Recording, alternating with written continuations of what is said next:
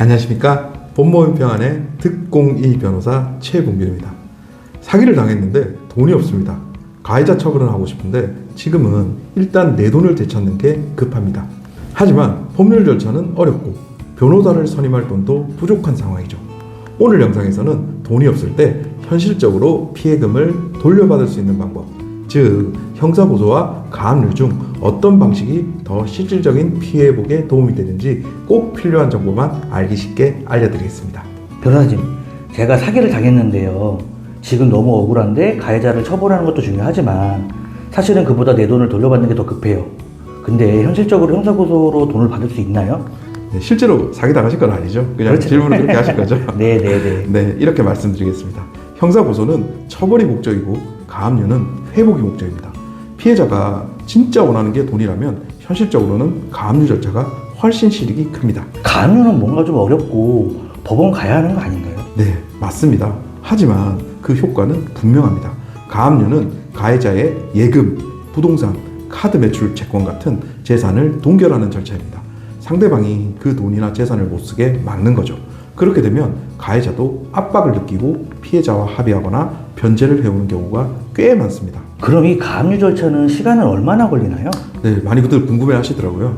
빠르면 2, 3주 안에 법원 결정이 나옵니다. 형사고소처럼 몇 달씩 걸리는 게 아니라 빠르게 돈을 묻고 압박할 수 있어서 피해금 회복을 실질적으로 유도할 수 있는 효과적인 수단이 되는 것입니다. 근데 사기당해서 이미 돈이 없는데요. 가압류도 비용이 드는 거 아닌가요? 네, 좋은 질문입니다.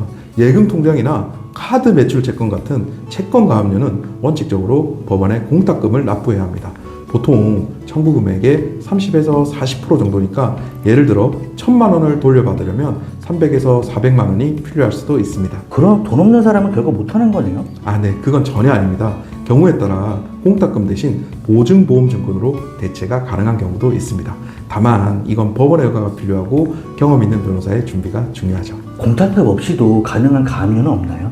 네, 당연히 있습니다. 부동산 가압류는 비용 부담이 적은 편입니다. 공탁금 없이 진행되거나 보증보험으로 대체되는 경우가 많아서 상대적으로 훨씬 저렴하게 진행이 가능합니다. 여기서 질문 하나 더 드릴게요. 상대방이 그러면 집이 있는지 없는지는 어떻게 아나요? 네, 제가 꿀팁 하나 알려드리겠습니다. 상대방 주소만 알아도 등기부 등본을 열람해서 자가인지 아닌지 확인할 수 있습니다.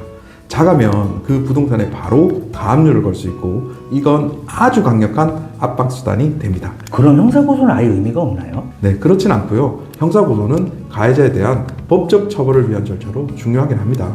하지만 돈을 돌려받는데 직접적인 수단은 아닙니다. 게다가 형사 절차가 진행되는 동안 가해자가 재산을 빼돌릴 수도 있어서 결국 돈을 못 받는 경우가 정말 많습니다. 결국 돈이 없고 시간도 부족한 피해자가 현실적으로 움직이려면 뭘 먼저 해야 하는 게 제일 좋을까요? 네, 돈을 회복하고 싶다면 가압류부터 고려하시는 것이 맞습니다.